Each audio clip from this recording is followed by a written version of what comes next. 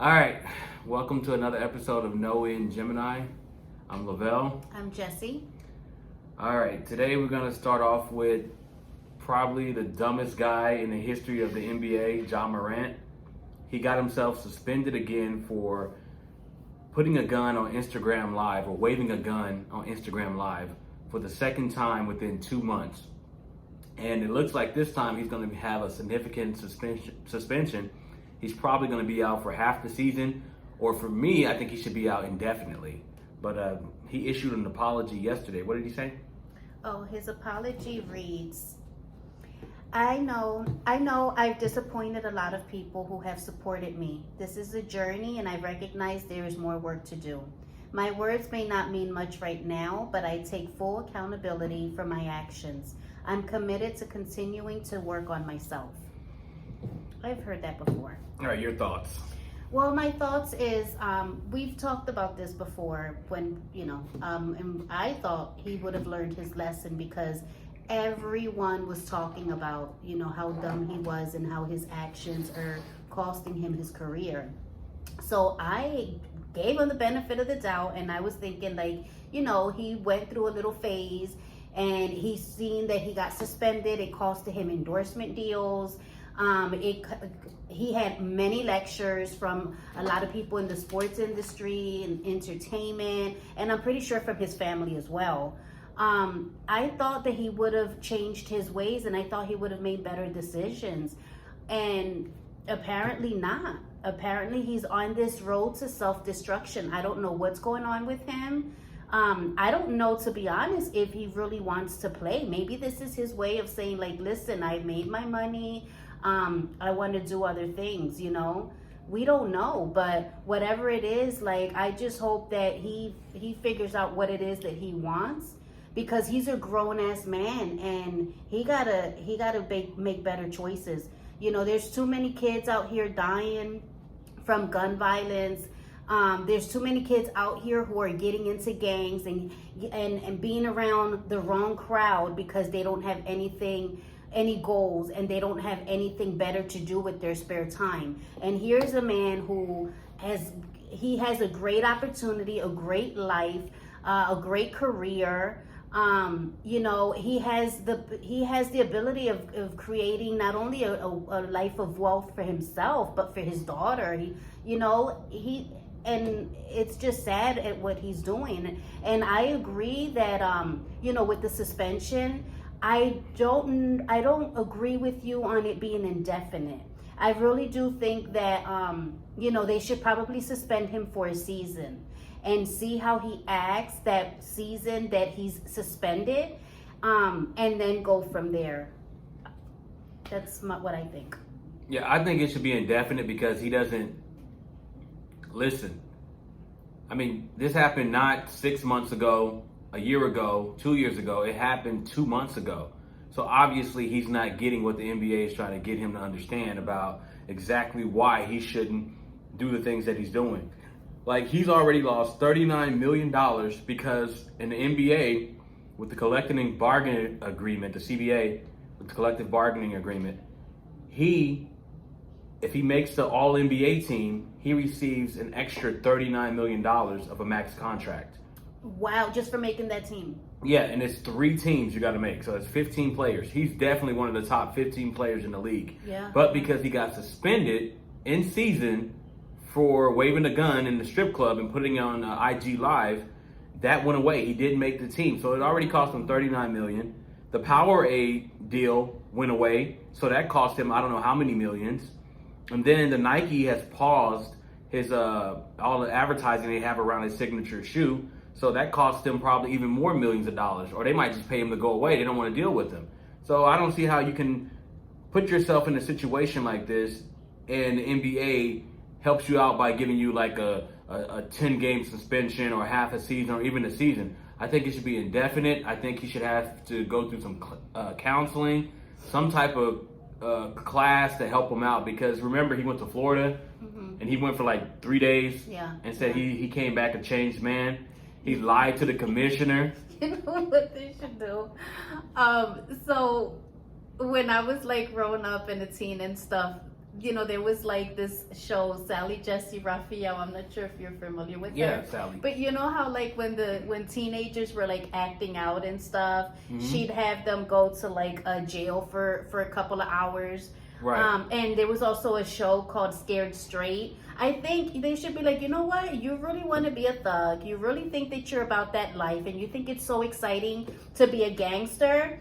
Yeah, go to California and be around, real fucking gangsters. Well, that's what he should see do. if that's so exciting, and see if you really about that life. Right. He's throwing up the Crip sign. Every time he make a shot, he's throwing up the Crip sign, throwing up the C. But not to say they're not real Crips in Memphis or anywhere else in the country, but Crips started in Los Angeles. That's the motherland of gangbanging. Gangs, yeah. So he should go to Los Angeles and figure out which Crip set he wants to be a part of, because Crips over there kill other Crips because they have different sets. So once he figures out what he wants to do, join that gang and walk the streets like they would walk the streets every single night. Not knowing what car's pulling up at you to you at a store. Not knowing if somebody's going to get out and blow your brains out. And for him to act like this, like he's some kind of thug. He grew up in a 2-parent household. His dad basically gave up his dreams of playing in the NBA to focus on his son.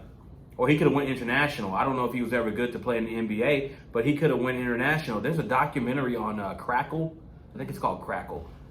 Everybody should watch that documentary, because it shows how he grew up. It shows how much the coaches loved him, how much support he had. And it was like a very, very hard and difficult road for him to get to the NBA, because he's undersized, he's short, he didn't have the shooting ability of Steph Curry, but him and his dad, they willed him into that NBA spot. And he was the number 2 overall pick in the 2019 draft. And he's an exciting player to watch. Like, I'm a fan of his outside of, just as far as the sport goes. Not outside, obviously not the shit that he's doing when he's not playing.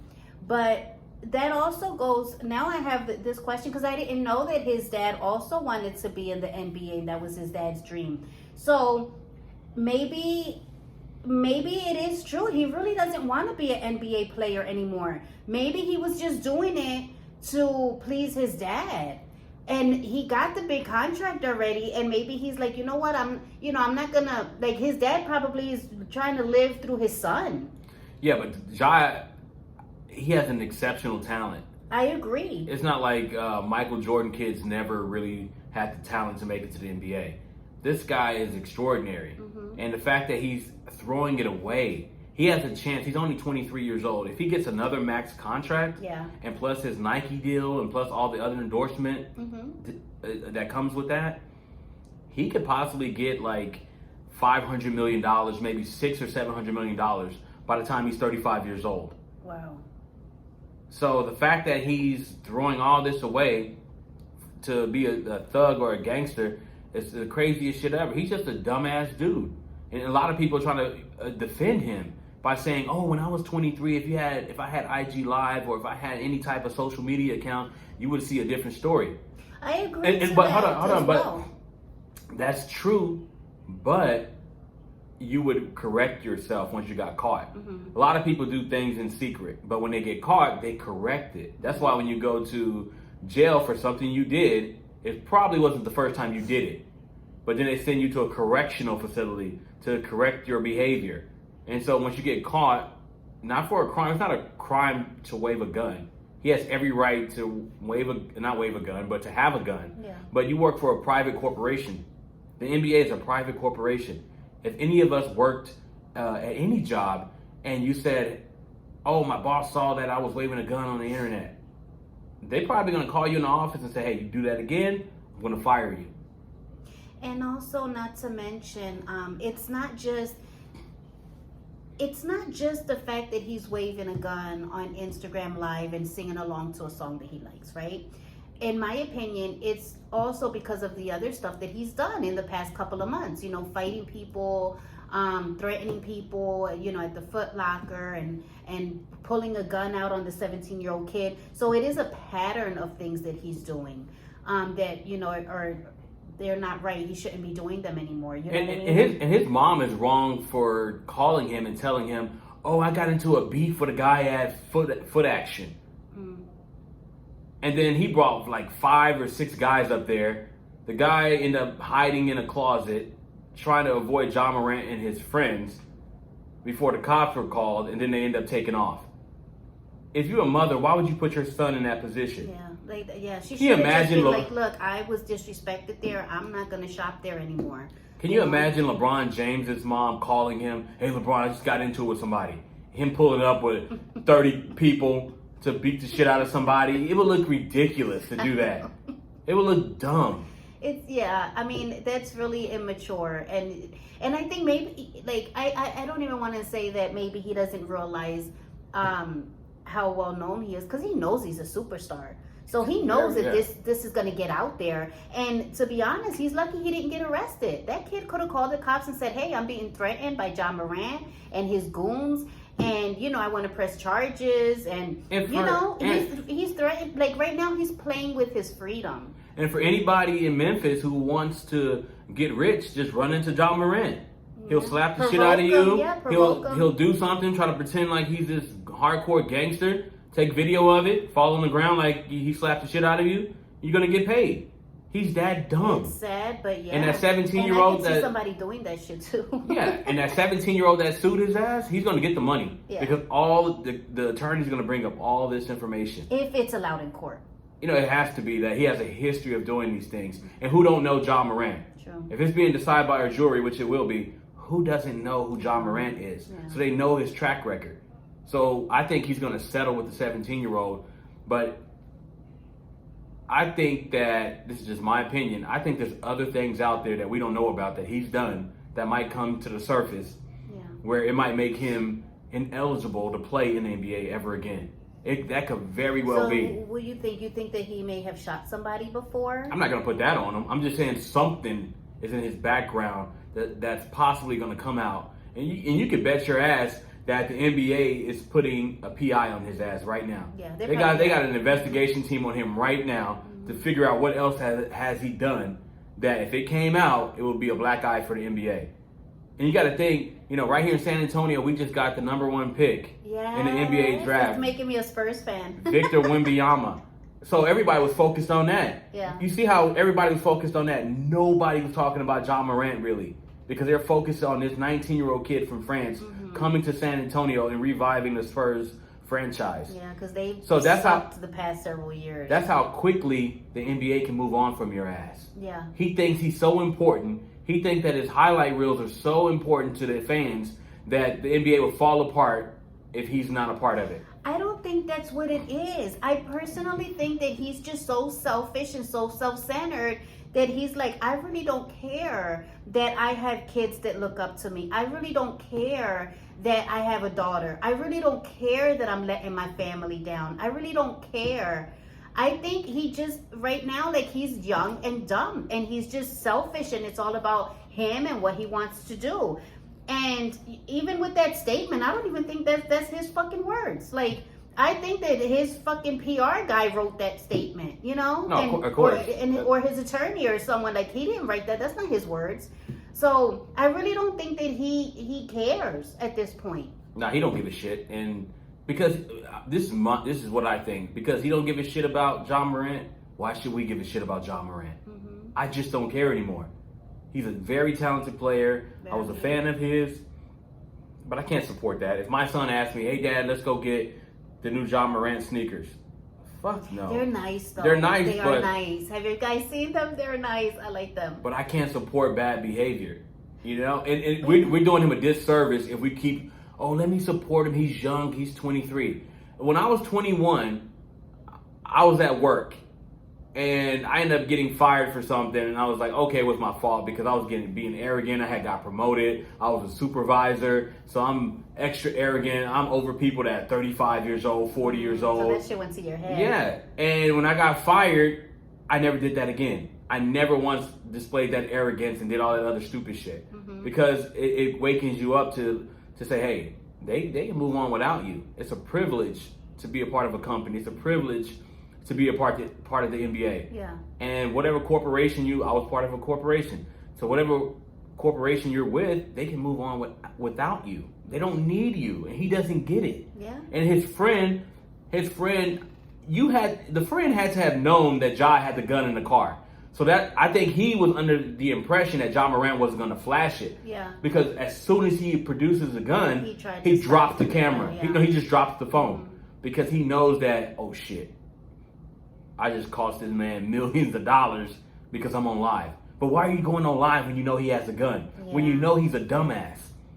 You know he's a dumb fuck. So why would you pull up a phone? Sometimes us as friends and family members of loved ones, we have to save them from themselves. And he should have saved Ja Morant from himself by not going on IG Live. That's true, but also, you know, we don't know what was in that kid's mindset either. You know what I'm saying? He obviously he doesn't think straight. Obviously, he's making the same dumbass choices because birds of a feather flock together. You know what I'm saying? So they all think the same way. So he's not. Yeah, I mean, I like that he dropped the camera as soon as he saw Ja with the gun in his hand, but still, nonetheless, it's like, you know, he's not a friend that's giving him good advice, you know. And that's a friend that you don't need to have. You know, he's gonna have a lot of yes people around him. This is a young rich kid. You know what I'm saying? So they're gonna, whatever he goes with, they're gonna be like, yeah, you know, let's do it. Yeah, you want to do that? Yeah, sure, let's do it. You want to go here, even though you shouldn't? It's not a good idea. Yeah, let's do it. He's gonna. People that have money and fame, they have a whole bunch of yes people around them. Especially, he's hanging out with kids his age. And I hate the fact that we immediately assume that Ja Morant is being around people that are bad influences. I think there's a good possibility that Ja Morant is the bad influence. He is the corrupt one of the group. Sometimes, like I remember growing up, and sometimes we grew up in the hood, sometimes we grew up in the suburbs. But when we grew up in the suburbs, we didn't have as much money as the people that were permanently in the suburbs.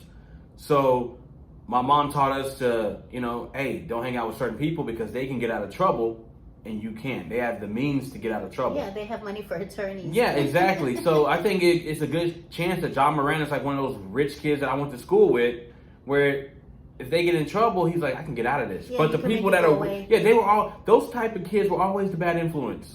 They were always doing something to get into trouble. But if I did that and I got into trouble, I know for a fact that my mom didn't have the money to get me out of that situation. Yeah. So I would avoid those people when it was outside of school hours, because I knew, even though I was invited to like a party or something, I didn't go because I knew that they were going to do something stupid to get me into trouble. And I never wanted to embarrass my mom. That's why I stayed out of trouble, because you don't want to embarrass your mother. It was embarrassing because he did this one day before Mother's Day. And people thinking, well, who the fuck raised this kid?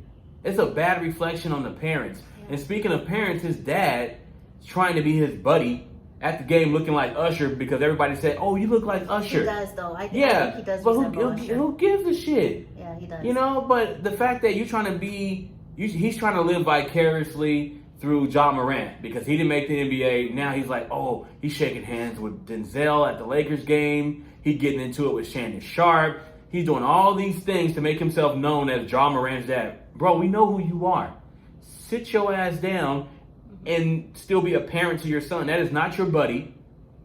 I know the power dynamic shifted in terms of monetary gain, but the emotional aspect of it, the fact that you're still his father, that should preclude you from trying to go over there and be his buddy. You're not his buddy. And I think that Ja Morant feel like, oh, I'm the breadwinner of the family now, so fuck it. What can my dad tell me?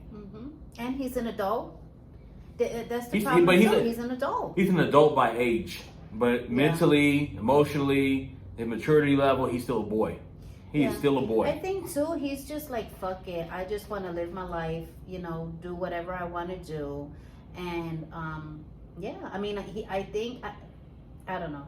I could be wrong. I mean, we don't know what's going on in his mind, but he's 23 with a lot of money and he's horny. He has a lot of money, and he's probably like, you know, I can make this go away. You know what I mean? The NBA, they're a forgiving corporation. You know, all sports are, to be honest. Like a lot of sports are. If you're a big enough celebrity, they're gonna keep giving you chances. You know. So I think he's just pressing his luck. He's just pressing his luck. And I really do think that, you know, he does some soul searching to figure out what it is that he wants to do. And if he doesn't want to play basketball anymore, then fuck it. You know, you made money, go into another career. But, you know, either way, like, you got to make better decisions. There's too many kids out here that's dying from gun violence. You know what I'm saying? Exactly. You should not be flashing guns and trying to glorify it. You know, like it's cool to have that shit. You know, that's where I'm at with it. You know, you want to have fun, live your life. You know what I'm saying? Do you? You know, you're young, you're successful, you're talented. You know, live your life, have fun, but you got to make better choices. You know, life is all about choices, and hopefully he'll make the right choice.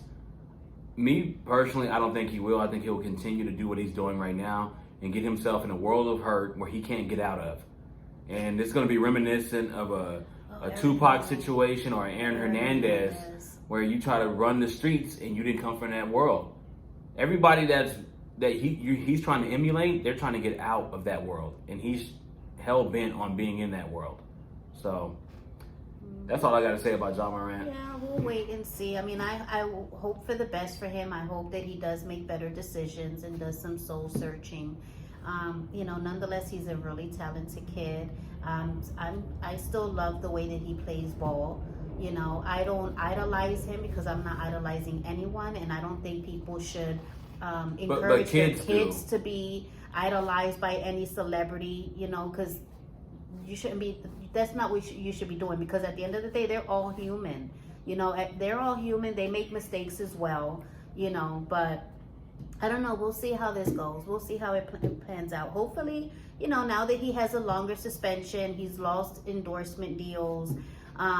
Maybe, you know, he's not as hard-headed as we think he is, and maybe he'll get his shit together. But I tell you what, I bet you if I was his parents, they probably were like, damn it, you're a fucking adult. I should beat your ass. Like, if you were younger, I'd give your ass a whooping, because you're acting like you need a fucking whooping and get some damn sense knocked into you. Yep, they should tie his ass up and beat his ass. But Ja Morant, you're one of the dumbest NBA players ever. Yes. Dumbass. He needs several of those, like from his family, from his friends. Mm-hmm. You know, everybody that cares about him should whip his ass. Maybe that'll make some sense. This is what people are gonna do when you lose all your money. All the friends that are hanging out with you right now, they're gonna go. This is what they're gonna do. Even though they're cheering you on right now, this is what's gonna happen. They're gonna say you a fucking sucker and run away and peace. That's it. Yep. So that's our take, guys. You tell us what y'all think, but let us know what y'all think about dumbass Ja Morant. Leave some comments about this guy and let us know. I'm pretty sure everybody's thinking the same thing. It's been like, this is the only situation where I've seen people who hate each other on the internet or in the sports world or wherever, right? They all agreed that he's a dumbass to trade in $200+ million, possibly $1 billion, because you want to be a gang member. Bro, and it ain't even about the money. It really isn't. It's about it's about the money. He's on a thin line, you know. He's on a thin line of doing something that's gonna cost him his freedom. Yeah, but people are only focusing on him because it's $200 million. Like if he was in a sport where he was very talented, people watched it, but he was only generating $10,000 a month, nobody would give a shit. But when you start speaking in terms of $500 million, he's a superstar. Yeah, people are gonna react differently. All right, let's move on to our next story. And this one is, to be honest with you guys, it's just white girls behaving bad. Behaving badly. Listen to this. Hold on. An anthropology professor at UC Berkeley is apologizing for not telling the truth about her ethnicity. Elizabeth Hoover's identity as Native American had been questioned for years. She issued an apology this week for falsely identifying as indigenous, saying she is a white person who lived an identity based on family lore. Hoover has been facing pressure to resign since last year. That's when she first acknowledged she had never confirmed her indigenous roots, but had benefited from programs and funding meant for Native American scholars. Isn't that fucking crazy? This woman pretending like she's Native American just so she can reap all the benefits that the Native American peoples would get because they're Native American and they had their land stolen from them, et cetera, et cetera. So she went years doing this shit. And I'm surprised no one found her out before. How long did she do this for? It was for some years. Because Her I'm crazy thinking, ass is doing this. I'm thinking, you know how we're in this day and age now where, oh, I identify as a this or I identify as a that. Hey, she's just giving them a taste of their own medicine. Yeah, it's just crazy that she was doing shit like that. I mean, she identified as indigenous. Yeah. I mean, hey, if it works for other people, you know how many men be like, oh, I identify as a she. Right, but she fucked up and she is gonna get fired. And this reminds me, what was her name? Rachel Dolezal? What was her Rachel name? Dolezal, yeah. Remember, she was like lying and she was saying she was black, and she even had a really good job for the NAACP. Yeah. And she went years and years and years. And yeah, it was a one reporter that actually was like, hold up, you know, something's not right. But and to be fair, she did a lot of good work. She really did do a lot of good work. Even though she wasn't black and she was lying and she said that she was black, she did a lot of good work. And her career, like, there was a documentary on her and she ended up on welfare because she couldn't get hired again anywhere, you know? But my thing is, if you can be transgender, you should be able to be transracial. Mm. I mean, I disagree with both because I think you should just roll with the gender that you're with, roll with the race that you were born. Mm-hmm. But you can't, it's being a hypocrite when they vilify Rachel Dolezal, but they allow people, and this other lady right here, they vilify these people, but they praise people that want to change their gender. Mm-hmm. Well, if they feel as if they're a different race, then I guess they're a different race, according to your logic. That's the same standard that we're talking about. Mm-hmm. So double standards. If you're gonna accept one, you gotta accept the other. Mm-hmm. So this lady want to pretend like she's a Native American. Go ahead. If you're not bothering anyone, she's not bothering anyone. But the thing is, she was working. She had a good job. You know, she lied. Obviously, she lied. But so do the trans people. Yeah. And they're not. A lot of them aren't doing good. You know, like fuck it. She's doing good. She ain't bothering nobody. Like that sorority in Wyoming, they accepted that transgender, and then she made their lives hell. Yeah, and they said when the transgender was walking by that they would, when they were walking by, because one girl had on a towel, and so they share this sorority house. In the bathrooms, they only have like limited bathrooms, maybe 2, so they have to walk from their rooms to the bathroom. And one girl was walking and noticed the transgender there, and the transgender got aroused, had a hard on when he saw the chicks. Because I'm pretty sure he's not an actual transgender person. Of course, you're not going to be attracted by a female, and you're not going to have a dick on you. You got to get rid of the dick. I can't call you a transgender unless you get rid of the dick. You can't call her a female even though she feels like a female. Nope, you got to get rid of the dick. Okay. And then if you're a woman trying to transition into a man, you got to cut off your tits. And have a permanent strap on near your cooch. Here's the thing, though. To be fair, there's a lot of females who are butch, right? And they try to have their tits really, really flat. Because a lot of them, they do look like boys or men, you know. Right, which is fine, but they still identify as a female. Mm-hmm. They just a different type of female. Yeah. They call themselves butch or studs or whatever.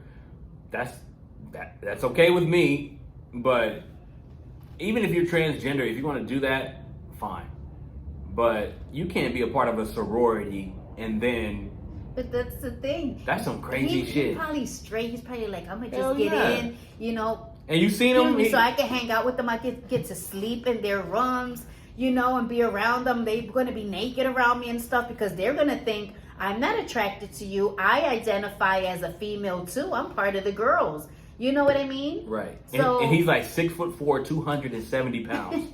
This motherfucker's an NFL linebacker. Wait, can we see a picture? Like, did it show what he looked like? I'd have to pull it up out of the New York Times. That would be so, oh my gosh. I bet you he doesn't even look like an attractive female. I bet you he looks like a dude. There's no such thing as a dude that looks like an attractive female. No, there are some men that are trans, babe, and like when they put on their makeup and the wigs and everything, you're like, wow, you know, she looks Well, this one doesn't. This one looks like he should play linebacker for the 49ers. He looks horrible. What sorority was this, in Wyoming? Yeah, it was in Wyoming. It was like Kappa or something. I don't know these fucking sororities. I don't give a shit about them. But well, I think it's funny. I think a lot of guys out there start doing this. Start saying, "Oh, I identify as a female." And to be fair to the sorority people, the women of that chapter, they didn't want them. They didn't want him there. It was like the main corporate part of it that said he could go or she could go. Yeah. And it really doesn't matter, but they wanted that because they trying to be all inclusive. But you can't. If you have a dick, you are a male. Yeah. If you get rid of it, then I might consider calling you a female with no dick. And call you flipper. That's what we used to call people. Like a guy couldn't stand up to his wife, he had no balls, we would refer to him as flipper. Oh my God. So I would call them flippers. Yeah, I don't have a problem with that. That's fine with me, but you can't, if my daughter was in a sorority and a 6'4", 270-pound man walks in there saying that he's a transgender and that he can be in there with the females, I would have a problem. And he still has his dick. No, you got to get rid of the dick. Either he cuts it off or the parents should cut it off, and then he can stay. Yeah. Because after that, there's nothing more he can do except what a lesbian can do to another female. Yep, that's true. Or do you have to buy a strap-on or something? But it's like even in the prisons, like there's a lot of trans in prisons, and they don't even keep them like in general population. They also are like, no, like since you still got a dick, you're gonna be housed with the other men that are gay but have a dick. You know what I'm saying? So it's like it's crazy that even in prison and jails, they're like, no, we're not doing that shit. We don't care how woke you want us to be. Rules are rules. Because you can bring about a lot of violations because somebody gets raped or something like that. You can't have that. Yeah. If a guy, he's a mass murderer and he's a mass murderer, he gets caught, or a serial killer, that's what they call him, right? And he says, I'm not going to jail. I don't want to be around a bunch of dudes. And he just obviously, out of nowhere, becomes a transgender. They'd have to put him with the females? What if he was a serial rapist and a murderer, and now he's just claiming to be transgender so he can go to a female prison? What do you think is going to happen? It'll be a disaster. But, yeah, kind of fucked up. Let's move on to our next story. Okay. This chick right here is in Maryland. Let's play this video real quick. Well, a woman's call for help ends up being a trap. And now federal agents fear someone else may be next. Here's Alexa Ashwell with Maryland's Most Wanted. Investigators say this woman, Hope Freeman, pretended to need help with her car, but the request was actually a trap. And really waiting for the victim were two men who investigators say robbed, beat, and carjacked him. March 12th, 2023. A man is driving to meet his friend. She had called and said her car broke down here on Green Spring Avenue near Druid Hill Park in Baltimore. Miss Freeman contacted her friend. She told him that her car had broken down and she needed him to come to the scene for help. But little did the man know, the call for help was actually a violent plot to steal by any means necessary. So this was a setup. Ultimately a setup. Investigators say that call for help came from this woman, identified as 43-year-old Hope Freeman. So he showed up thinking he was going to provide Miss Freeman with assistance. But when the victim pulled up, investigators say two men appeared, armed, and the man, their target. So two armed accomplices showed up on scene, pulled him out of the vehicle, and attempted to carjack. Investigators say the men attacked the victim, beating him, and even attempting to put him in the trunk. The man miraculously able to escape their grip. So it was by the luck of God that he's able to escape the situation and contact law enforcement. Investigators say they've not been able to identify the men, but the victim able to positively identify the friend he thought he was helping. So this individual showed up to be there for a friend. Instead, he was set up. Now there's concern the trio may strike again. Is there a concern that they may? So anytime a person is willing to set up a friend, there's no guarantees. There's nothing saying that they won't set up a stranger. Preying on those willing to lend a helping hand. So in this case, this behavior has demonstrated a clear propensity for violence. And so it is in the interest of public safety that this individual be taken off the street. take a good look. Freeman is described as standing at about 5'5" and weighing approximately 170 pounds. Investigators do believe she's likely still here in the Baltimore region, specifically is known to frequent West Belvedere and Park Heights Avenue. If you have any information regarding her whereabouts or the identities of her two accomplices, you're asked to contact the U.S. Marshals Service. The tip line number right here, 1-877-WANTED-2. Or you can contact agents directly, 202-819-5058. Isn't that fucking crazy? It's fucked up because that makes you not want to help people. You know, here this dude is like, my friend needs help. She's a female. So he's like, damn, you know, she's having car trouble and she needs help. And him, you know, having a good heart for his friend, he's going over there and then she set him up to get robbed. Like, shit, with friends like that, who needs enemies? That's crazy that she would do that to him and then have the other guys just whoop the shit out of him. And that's a friend. That's what I'm saying. Like, that's fucked up. And okay, they said she's 5'5", 170 pounds, so she's a thick girl. Mm-hmm. Probably got a nice frame on her, but any guy that sees her in distress, they're gonna run over there and try to help. Yeah. That's why I don't help them. I'm sorry, when I see females on the road, I don't help. I actually have helped once. I've helped once. I have. Okay, I'm lying. I've helped a couple of times. Yeah. But now it makes you look. It depends on where I'm at. If I'm in a nice side of town and it's a nice car. I look at my surroundings. There's a lot of it's in the daytime. There's got to be all these circumstances go into that before I help you. So if I see your ass in the middle of the night struggling to get help on the road, in San Antonio they have this thing called H.E.R.O. So it's an acronym. I forgot the acronym, but it stands for like I don't know what it stands for. Emergency, roadside. I don't know what the O stands for. Organization maybe. Probably. Well, they help people if you run out of gas. Flat tire, they'll come out there and service you. Oh, that's cool. Yeah, it's in San Antonio, so they can call them. So don't call me, or don't think I'm gonna stop for your ass. And that goes for any guy out there. You gotta be careful with some of these females because they will be tricky. Yeah, and it's not just them, you know, saying I need help with my car, I'm having car trouble. Like, I've read stories about, you know, people meeting on like Facebook or these dating apps where they arrange to like meet up, you know, like they talk on the phone for a while and then they arrange to meet up. And then, you know, here the guy's thinking, yeah, you know, I've been talking to this chick for a while. I finally get to meet her. I'm going to go meet her. And then she ends up setting him up and having her boyfriend or whoever robbing the guy. Yep. I've read so many stories about that. Like, it's a shame. It's a shame because you're like, damn, you don't know who the hell to trust, you know? Right. Hopefully they catch this crazy. I'm pretty ass sure they're woman. gonna catch. If this is in Baltimore is not that big, and then you got the U.S. Marshals on your ass. And U.S. Marshals, they get the people that they're looking for. So I'm pretty sure she'd probably be caught. She'd probably caught now. Yeah.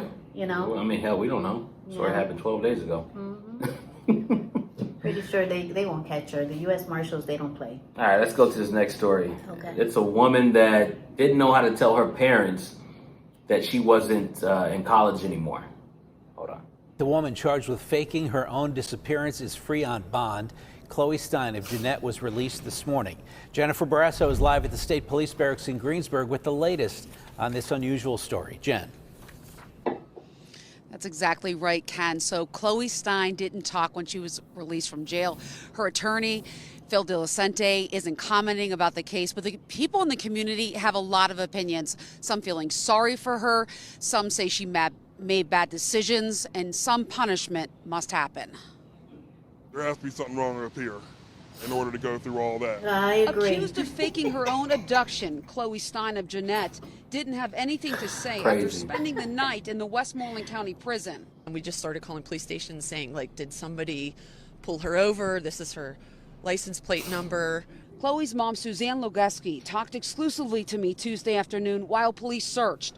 Her daughter's car found abandoned on Rodabaugh Road in Hempfield Township with her cell phone inside. Chloe's boyfriend got a text Monday night, 10:40 p.m., saying she had been pulled over by police. Nobody heard from Chloe again until she showed up at her neighbor's home in Jeanette Tuesday night. Her unbelievable story, a man in a mask held her at gunpoint, but she got away. She was relieved after being held at gunpoint and semi-assaulted, we'll call it, and bound. So then she was released and dropped off near an alleyway near her home. State police say Stein stuck to her story when she was found, but later confessed it was all a lie. Her family told me she was graduating from Penn State Greater Allegheny this Saturday, but police say she stopped going to school more than a year and a half ago. Trooper Steve Lamani told reporters they will seek restitution for the thousands of dollars of wasted resources, including a state police helicopter and K-9 units used. So we're going to find out what the cost was, and once we're done getting a total, we're going to present it to the district attorney's office. Some in the community want accountability. She wasted, everybody's resources, police, rescue teams. I think she needs jail time, maybe some therapy. Well, a lot of people were put at risk, and it's just unfortunate. I think that any time that state police and local police put those efforts forth for something that's really unfounded, there should be some repercussions for that. Chloe Stein is charged with 4 misdemeanors. Her next court appearance is later this month. Misdemeanors? Reporting live, Jennifer Barrasso, KDK TV News. Hold up, did she say misdemeanors? Yeah, because it's just filing a false police report. It's not a felony. Hold up, but she had people looking for her. She had law enforcement out there looking for her. It's just, you just filed a false police report. Wow, so all of that, she's just going to get a slap on the wrist. Well, she probably have to do restitution. I have some questions about this, though. All right, so she dropped out a year and a half ago. I'm assuming her parents were paying the college for her school. Nobody said, hey, she's not attending here anymore. They was just cashing the checks? I don't know. Oh, you know what? They probably was just giving her the checks. They probably trusted her and said, I'm just going to give you the checks and you go ahead and give them to the school. I don't know. But my thing is, that is extreme. That's extreme. Instead of her just saying, hey, I'm not happy at school. I don't want to go to school anymore. You know what I'm saying? Or mom, dad, whatever. I have some news. I'm not going to school. I haven't been going to school. She don't even have to go into detail as to how long she dropped out. She should just be like, look, I'm not going to school. Like, she was her family thought she was graduating that Saturday. So do you know they probably had like a fucking party planned, like all kinds of shit. They probably had planned. Like, I swear to God, I would have beat the shit out of her. Like, not only did you fucking lied for a year and a half, but then on top of that, you're gonna fucking act like you were kidnapped? Just because graduation was coming up. And part of me feels sorry for her only because she panicked. You're crazy. Now, she panicked like a motherfucker. She's probably like, damn, I gotta graduate in 2 weeks. And there's no one. Think about what was going through her head. She's like, I fucked up. I can't invite people to a graduation, so what can I do?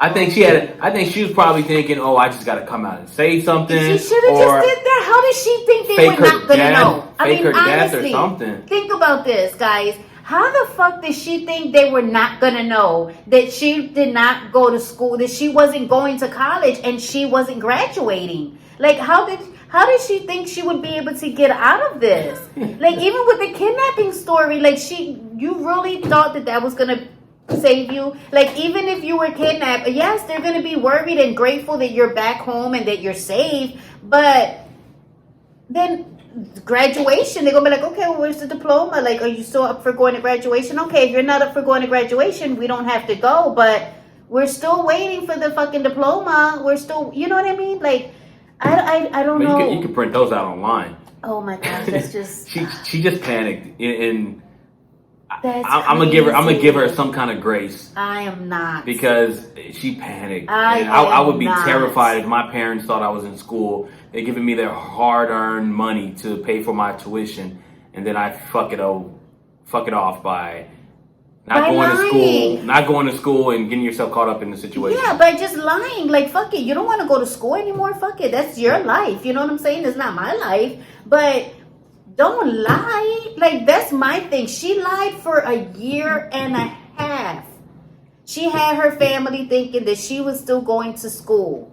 Mm-hmm. You know, that's my thing. The fucking lying. I mean, she panicked. And I will panic when I whip her ass. I don't know if she did anything like this before, but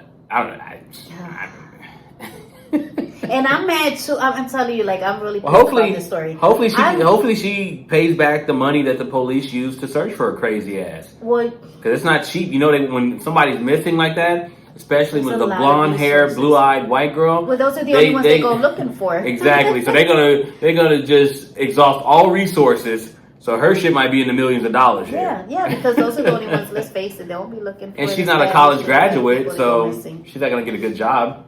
But she was going to school, so she possibly can go back and actually graduate. Yeah, she probably could. Take your crazy ass back to school and graduate. Or don't go back to school, but don't lie and say that you are if you're not. Now she has to go back to school. They should make that mandatory. I don't know if she talks to a judge. It's under the conditions of you paying back the restitution, you have to go back to college, figure out a way to pay for that shit, graduate, and pay X amount of dollars. And if I'm the parents, I'm asking for a fucking refund. I need my money back from what I paid for this school and that my daughter dropped out of. They would have to sue her, but she's already in enough trouble. I think they're gonna let it go. Shit, not me. Crazy. All right, let's move on to our next story here. Sorry, another crazy white woman. Hold on. I think that's gonna be the title of this show. Crazy white woman alert. Crazy white females. My children were the targets of attempted kidnapping. This bitch. 31-year-old self-described mom influencer Katie Sorensen is now facing up to 6 months in jail after this social media post that police say was a lie. I want to share that story with you in an effort to raise awareness as to what signs to look for. In the December 2020 post on Instagram, Sorensen alleged a couple followed her into this Northern California Michaels in an attempt to kidnap her 2 children. They walked kind of close behind me. I definitely felt the heebie-jeebies. I didn't feel good, but I thought I was judging a book by its cover. Also saying they, quote, weren't clean-cut individuals and made comments about her kids' appearance. They're saying blonde hair, blue eyes. Sorensen said she did not say anything to them because she was scared. Paralyzed with fear. Paralyzed with fear. And I almost just discredited what was happening. But in an unexpected twist, police say this actually didn't happen and that Sorensen's story was fabricated. After seeing this surveillance photo of themselves on TV, the accused couple, Sadie and Eddie Martinez, came forward to clear their own names, sharing their story with Inside Edition. Being labeled a child abductor, it's upsetting, it's heartbreaking, it's life-changing. The couple, who are Latino, telling the Petaluma Argus-Courier that they were at Michael's to buy Christmas decorations and believe Sorensen's false allegations were racially motivated. She wanted a stronger following. She was looking for, content for her fame and her income, and at our expense. Investigators cleared the couple of any wrongdoing. Do you think that she lied to try to boost her social media following? I do not. Sorensen's attorney telling NBC News his client misrepresented a random set of coincidences. Shut the fuck up. There's been a perception that this case was about race or racial profiling from the outset, and one of the things that came into evidence was that Ms. Sorensen's reports on December 7th reported a white male, a white female, and a Hispanic male. There really wasn't a racial or a profiling component. Sorensen was charged with 3 counts of making a false report of a crime, acquitted on 2 of those counts, and found guilty of 1. She was taken into custody on Thursday, her bail set at $100,000 until her sentencing. What do you think about this crazy ass bitch? She let me go first on this. She said that they wanted to kidnap her because she had blonde hair and blue eyes. No, her kids. They wanted to kidnap her kids. Right. So because they had blonde hair and blue eyes. And this happened to be a brown couple that she falsely accused of trying to kidnap her white ass. Are you out of your fucking mind? You know what the racial implications of that is? Even in California, they got people that are rednecks over there that will gladly do something to a person of color if they think they did something to a white person. Especially with all this hysteria about, if you are, a white male, like you disadvantaged, this bullshit that's going on. The white guys are trying to play victims now. I hear a lot of that in the media, and people on YouTube saying this shit.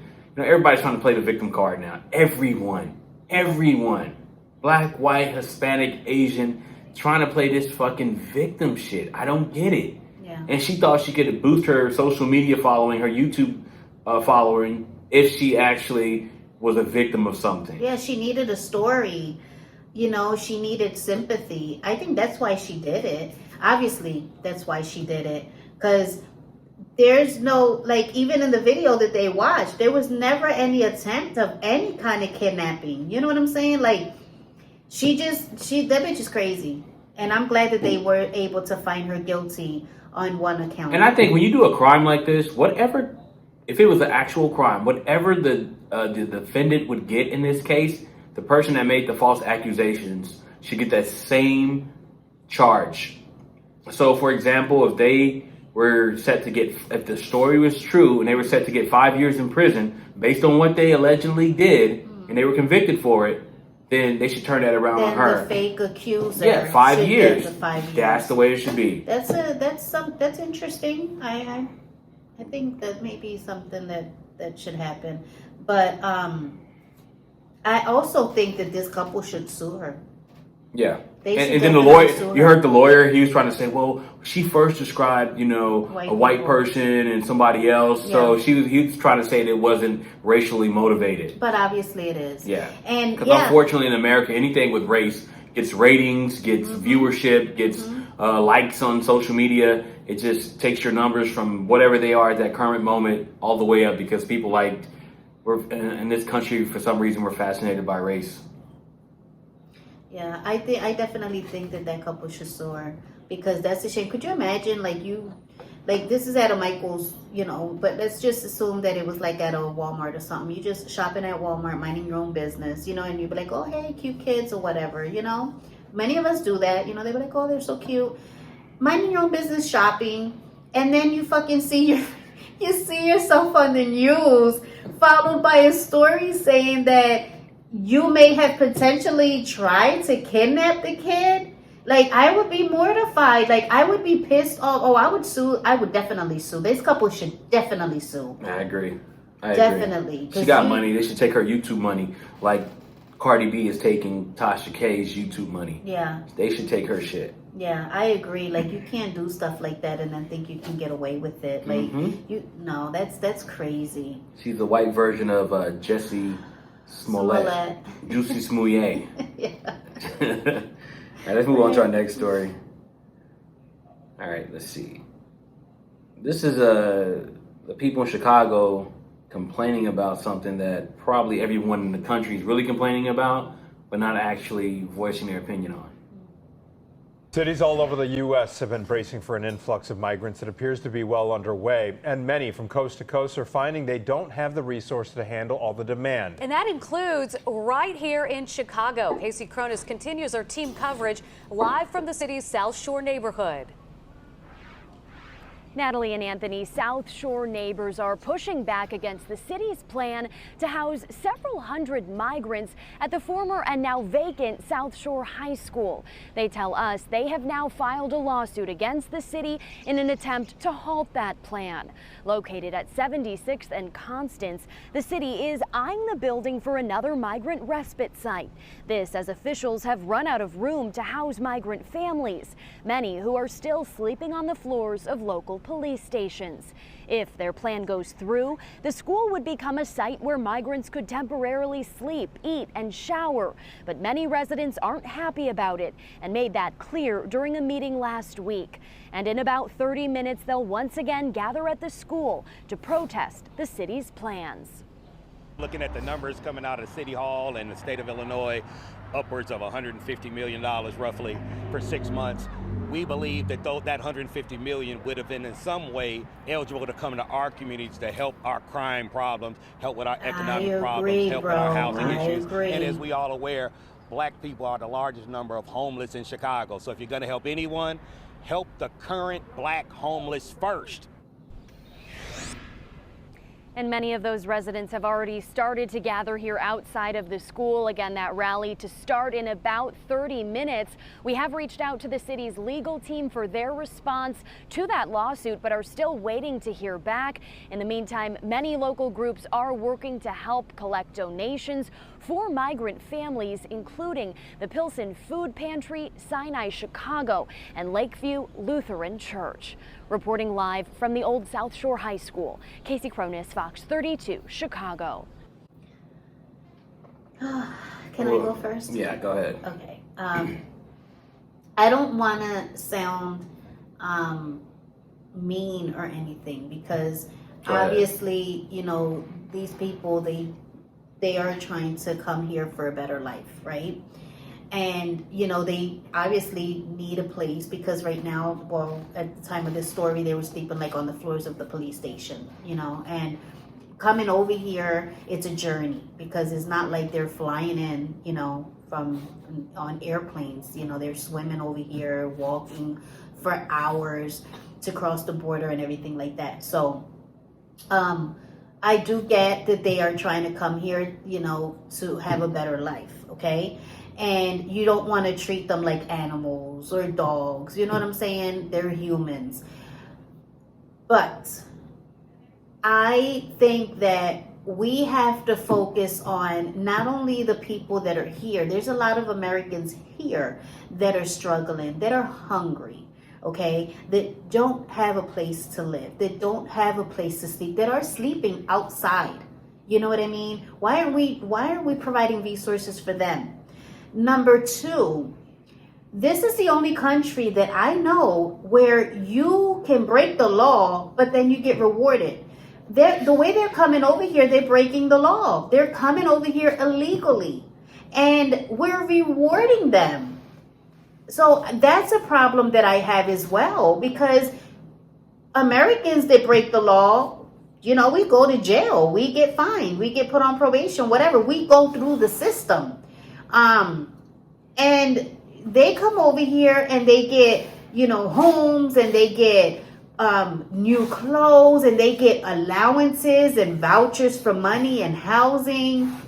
You know, they're getting like special treatment. They're getting grants, okay, for businesses. Let's also mention that. Like, how many of us don't want businesses here? We got to apply for motherfucking loans. You know, they get so much stuff for coming over here illegally. And there's a lot of Americans that are needing help and resources, and they're getting told like, fuck off, you know, that's your problem, figure it out. That's my issue with it. And it's not to sound like I don't feel bad for them, because I'm pretty sure that whatever country that they're escaping from is bad, and their living situations were bad over there. I get that, but there's a process. You got to go through the process. You got to go through there. You can't just fucking be like, well, it's going to take too long for me to get a visa, or it's going to take too long for me to get a green card and be able to live in the United States. Or, you know, I don't have the money for that right now. I'm not going to do that shit. I'm just going to go over there illegally and they're going to help me. We got to stop that shit. Right, I agree. And I like what he pointed out, that you've got an impoverished community that you are putting these people into, that the people in that community, American citizens, need help, and you're not putting $150 million into job programs or a recreation center to keep people off the streets, keep kids out of the streets, getting people assistance with their utility bills. That $150 million can do a lot. Absolutely. But instead, you're going to divert those resources to people that are not supposed to be here anyway. And I understand if I'm not an American and I'm looking at my shit country and I'm like, I got to get the fuck out of here. I have to get out of here. I'm going to go to the U.S. I'm going to claim asylum, or whatever I'm doing. I'm going to say whatever I need to say in order for me to be able to provide a better life for my family. I get it. I would do the same. But we have laws, rules, and regulations when it comes to immigration. And you can't allow people to come over here and just, you know, break the rules and then just say, I'm going to be here and reap the benefits that Americans should reap. We have a homeless crisis all over the country, and y'all allowing, I don't know how many, probably hundreds of thousands of people, maybe 1 million people or so come across the border. Because when you let a few stay, everyone think they can stay. And what about the people that are going through the legal process and doing it the correct way to get over here in this country? And they're sweating, they're waiting on, pins and needles, thinking like, damn, am I gonna get that acceptance so I can go to the US? Where these people just bust through the damn border, go to a shelter, get all these different, benefits just so they can stay over here. And I think it's wrong, it's misguided policy in the US to do that. Like here in Texas, the governor, Greg Abbott, he takes the people that when they come to Texas, he sends them to the liberal states. He sends them to Chicago. He sends them to DC. He sends them to New York and all over the place in Martha's Vineyard. Send them where if all the elite people on the East Coast and the West Coast that thumb their nose at people that don't live in those states and think that we're just bitching. I've lived in nothing but border states my entire life. I've seen this my entire life. So I understand how you can get tired of seeing people just come across. And not to say that they're bad people or anything, but it's just you can't have that because you're going to make the American people feel a certain type of way. And I know a lot of people out there hate Trump, but you're going to open the door for another Trump presidency. Yeah. He's already beating Joe Biden in the polls. So we don't want Trump, but we do agree with it's too much. I think you're gonna have Trump 2.0. You're gonna have Trump 2.0 if this continues to happen in the way that it's happening. There's a different way we can handle this, but to divert resources, taxpayers' money, because the government, contrary to what people believe, the government doesn't have any money. They generate their money through taxes, which is from the American people. So you're taking the American people hard-earned dollars and giving it to people that don't deserve to have it. Not to say we shouldn't be compassionate, but you do have to take care of home first. There's nothing wrong with that. That's not a bad statement to make. Exactly. And especially when we have so many homeless people here. You know what I mean? Those resources should go to them.